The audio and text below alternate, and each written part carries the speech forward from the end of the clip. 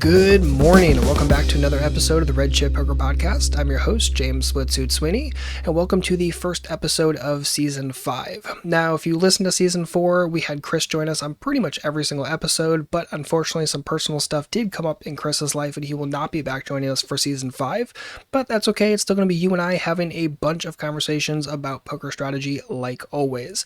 But what I want to kind of do is revert back to some question and answer stuff and really making sure that we are answering direct questions that you have, be them questions you're asking on the Discord or in the forum or over on YouTube comments, wherever it is, really making sure that we are sourcing questions that you have and making sure that you have answers that are not only useful, but applicable at the table as well.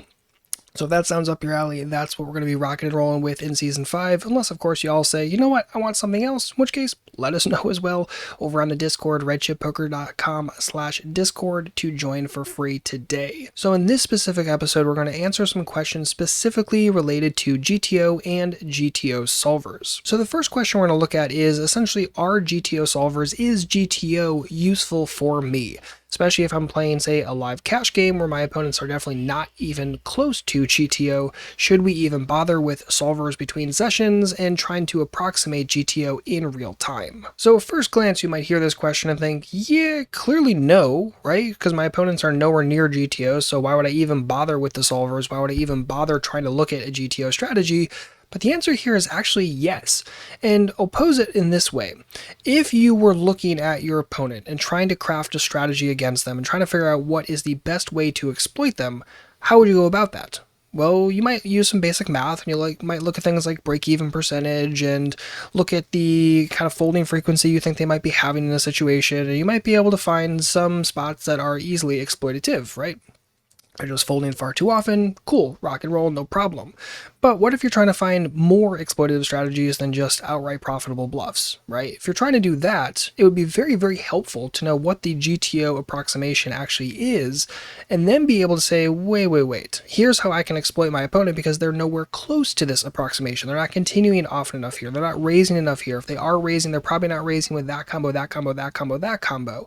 So if you're actually plugging all of this stuff into a solver and you're exploring these kind of things, you're going to be able to find plenty of situations where you can understand, okay, this is what the GTO baseline actually looks like, and then say, hey, what does my opponent's strategy likely look like in a situation like this? Are they likely continuing too often, continuing with the wrong combos, not continuing often enough in the proper way, most likely not raising often enough, especially for live cash game players? And this is how you can really start saying, okay, this is my off-table GTO exploration, and then start saying, what does the GTO baseline look like, and what do exploitative adjustments actually look like from there? It gives you an actual baseline for what does good exploitative play look like, because otherwise, just looking at some situations where you might be able to find some outright profitable bluffs, and that's all well and good, but you're not going to have much context for other things. You're not going to find much context for when you should be actually raising yourself a lot more often or finding situations where you can size up in situations. You're not going to have that kind of context, and your strategic scope is going to be more limited versus if you're using solvers between sessions and actually trying to look at what does the GTO baseline look like. That is extremely helpful. One of the best ways to actually do this kind of exploration off table is to start by plugging in GTO versus GTO range. And you just grab our GTO ranges from Pro, either the 6 max range or the full ring one, and just start by plugging that in, plugging the board, plugging the bet sizing strategy, and see what the solver tells you to do. That's all well and good, but step 2 of that would then be to say, okay, what do I think my opponent's actual perfect range is in this situation? What do I think they're actually using? Not that it's actually perfect, but what do I think they are actually specifically using in this spot? So let's just say you think pre-flop they have a much wider range of hands. We'll plug that in, but keep everything else the same. Keep the board, keep the bet sizing strategy, and then see what the solver is saying at that point. You could also go step 3 in this situation and say, okay, what if I node lock in a specific spot? So what if I think, on the flop they're going to continue a little bit differently than what the solver would do here, and I think they're going to fold this way and raise that way. Put all that in, lock it up, and then see what the solver says from there. This is really good for getting more reps out of your solver time, which is great, but then also really helpful for saying, okay, if my opponent is far from using a GTO range, right, which is part of the basis of this question, if they're not actually using GTO preflop ranges, then what are they likely doing in a situation where their range is much, much different? And this is very helpful for being able to analyze, again, where people are very, very far from GTO, and then also what the solver is suggesting you do in a situation like that, right? If they have a much wider range preflop, what is the solver suggesting that you do in a spot like this? Do they suggest you bet more on the flop, bet less often on the flop? And then you can also go step 4, step 5, step 6 and start looking at bet sizing strategies and where things actually change. But this is really how you can start putting that solver to use between sessions. And one other thing that's really worth mentioning here, especially based on the basis of the question, which is really that people think, hey, let's just avoid GTO strategies and solvers altogether because I played a game that just doesn't need them. But a lot of players, especially in the live cash games or the micro online games, games that are more passive preflop, games that have more preflop calling and more multi-way pots, a lot of players will say, you know, I'm just going to avoid GTO altogether. And I understand it. Solvers aren't really set up for multi-way pots right this moment, so I understand the overall thought process. But you might be letting yourself off the hook a little bit too early here, because these could be games where the multi-way pot doesn't happen as much if you are doing things properly preflop, such as 3-betting more often, right? A lot of players face a preflop raise and they don't really want to 3-bet themselves, so they call more and then more people call behind them because they want to get involved in a big multi-way pot. And then, of course, they just in their head say, well, see, all these pots are always multi-way.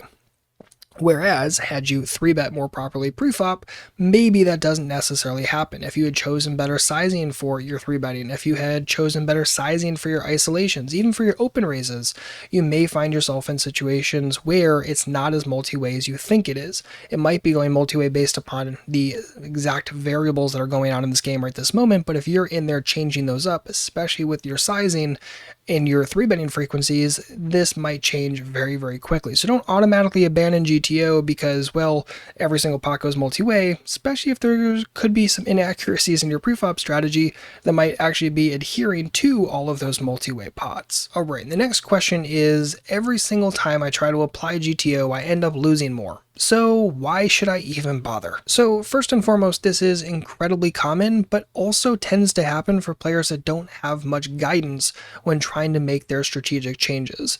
And this is just something that is common not just for GTO strategies, but anytime someone tries to make a big overhaul in their overall strategy, they tend to run into this exact kind of thing. And that's for exploitative side, that's for GTO side, that's for everything.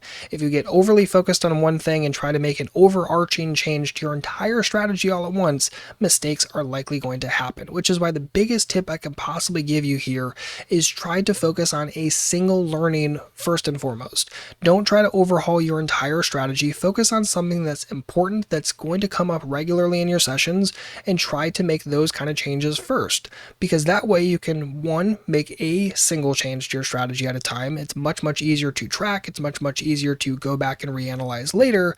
And especially if you're doing it for something that's important, something that comes up regularly, such as trying to get your flop c-betting strategies in a single raise pot down, this is going to be super, super useful. Comes up regularly, it's going to be impactful to your win rate, and it's something that you can really focus on both during and between sessions. So let's just play with this spot for a moment, and again, we're going to focus on our flop c-betting strategy in single raise pots, and we're just going to assume that we are the preflop aggressor because that's something that we're more interested in rather than being the preflop caller.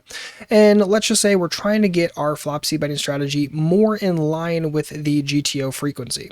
Cool, on a bunch of different textures. Okay, awesome. So go plug everything into a solver. We're going to use GTO plus for this. And let's just plug in preflop ranges, plug in the board, and plug in a bet sizing strategy and go from there. Hit solve, rock and roll, check out what we have. Now do the same thing for a bunch of different textures, right? So look at some that are very, very advantageous for you as the preflop raiser. Look at those that are a little bit more medium. Look at those that are more advantageous for your opponent, and then get a general feel for what those frequencies look like. And again, you're trying to get the big picture learning, the big picture idea. How do those frequencies change when the texture is more in line and favorable with you and when it's more favorable for your opponent? Write all of these things down and it's going to be very, very helpful overall. And then when you're playing sessions, this is what you're going to be focusing on the most. And because you're focused on a single part of your overall strategy, this is what you're going to be recalling from. And it's going to be far easier for you to recall your off-table session study stuff because there's only one real part of your game that you're most focused on right that moment. And it doesn't mean you abandon pre-flop or you just ignore turns and rivers. It just means that because this is what you're studying, this is what you're going to be mega focused on during sessions, making sure that your flop c-betting strategies in single raise pots is closer to the GTO frequency. And if you're in real time and you run into a spot and you're like, I don't really know, man, I don't know if this texture is more me, more them, I'm not really sure what my frequency is supposed to be, that's okay. Write it down. You're going to study it when you get home. You're going to resolve it and you're going to reanalyze it. And then eventually over time, these kind of things will sink in and your brain's just going to be able to kind of pull it up in real time. And you're going to be much, much closer both between sessions when you're studying it and in real time when you're trying to apply this stuff actually at the table. And then when you want to take this a step further for your own study, what you can do is not only look at the frequency itself, but you can say, okay, before I hit solve in my solver, I'm going to plug in the ranges, I'm going to plug in the board, and then I'm going to say, here's what I think my range would be in this spot, and just kind of click it into whatever program you want to use. Maybe you use Flopzilla for actually plugging this stuff in, and you use the Solver GTO Plus for actually solving this thing. Just in Flopzilla, just quickly plug in what you think your betting range is going to be in that spot. That way you're going to have not only the frequency right there, but you're also going to be able to say, hey, these are the exact combos that I think I'm going to be betting here. That way when you actually hit solve on the solver, you can then say, oh, okay, this is how close I am. I'm pretty darn close. My frequency's right. Maybe there's a little bit of inaccuracy over in the exact range. That's okay. Again, you're trying to get closer and closer and closer. So that way in real time, you're doing better and better and better. And then based upon how much you're actually studying, how much off-table work you're putting in, how many real sessions you're putting in, and how much then post-study you're doing that as well, then you'll be able to say, okay, I feel more confident here. I think my flop c-betting strategy in single raise pots is starting to look more right. Now, what is the next part of my strategy I should focus on the most? Again, both between sessions and also during sessions. And you're just kind of adding these things up over time, slowly but surely, focusing on the spots that make you the most amount of money, that are the most impactful to your win rate. These are going to be the ones that are most helpful. I really wouldn't focus as much on things like rivers up front. I'd be focused more on things like flop spots and then turn spots and then things like river spots, or maybe even flop spots in single raise pots and then flop spots in 3-bet pots. That might be more of the prioritization order that I use. You want to pick situations to focus on both during and between sessions, spots that are going to be most impactful, spots that come up the most often, spots where if you can get your frequencies more in line are going to be most helpful to you. So that's the way that I would focus. Don't try to revamp your entire strategy at once, rather focus on single spots that are going to be most impactful and then go to the next spot after that, the next spot after that, and so on. All right, the next question is, these solutions are so complex, how am I supposed to remember all of this? So the good news is that you aren't. You aren't supposed to memorize all of this. No one's expecting you to. No one's expecting you to become a quant and you just have memorized solves just left, right, and center in your brain. That's not at all what is actually expected of you in this situation when we're looking at GTO and GTO solvers. You have to remember that poker is all about getting closer to the best play than your opponents do. And oftentimes the best play isn't even going to be perfectly GTO in the first place, if we're being totally honest here. But that being said, what we're really trying to do here is use GTO as a way of finding the most profitable strategy that we can. So again, if we think about what GTO solvers are saying, they're saying, okay, if we play perfectly from here on forward and our opponent plays perfectly from here on forward, here's what the frequency should be, here's what the ranges should be, here's what the sizing strategy looks like, go forward. But you're not a robot. I'm not a robot. They're not robots. And as such, they are breaking away from GTO, and some players far, far, far more than others. So if we have an understanding of saying, hey, this is what the solver says is perfect in this spot, assuming everyone is playing perfectly from here on forward, we can start saying, okay, well, when our opponent breaks this way, here's how we can overall adjust. Here's what the solver also says you can do, especially if you use, again, things like node locking when you're using your solver between sessions. sessions. So the best way to think about GTO and GTO solvers and solver output is as a tool in your tool belt. And the more tools you have available to you in real time, the better off you're going to be. And the more you're working off table to develop more and more tools to put in your toolkit, the better and better you're going to be, the more prepared you're going to be in real time. Again, it's not to memorize every single solve that's ever been done ever and become a quant. That's not the goal here in the slightest. But as your opponents get closer and closer to playing good, solid poker and get closer and closer to a GTO strategy themselves, then the more and more it's going to be helpful for you to have this knowledge in your back pocket. Otherwise, you're going to totally scramble and you're going to be playing off your heels the entire time, and you're going to get cut up by someone who's really not even thinking all that hard. They're just implementing a really solid strategy that they've been working on over the years.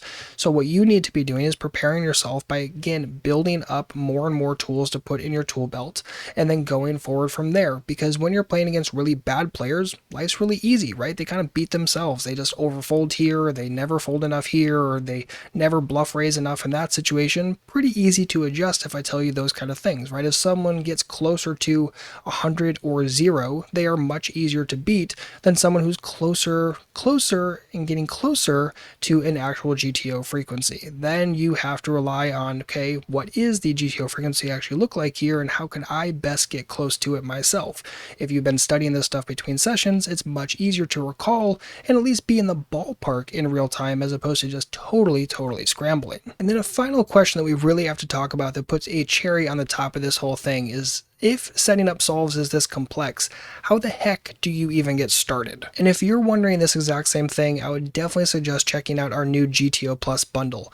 Inside, you will get the GTO Plus solver, which is excellent, and it's for Windows machines. You get a lifetime license for it, all updates included as well. And on top of that, we also created a brand new GTO Plus course to teach you exactly how to utilize this software, to answer many of the questions we talked about in this exact podcast episode, but to also get you on the right track when it comes to doing more complex solves, more comparative solves, all sorts of fun things as well.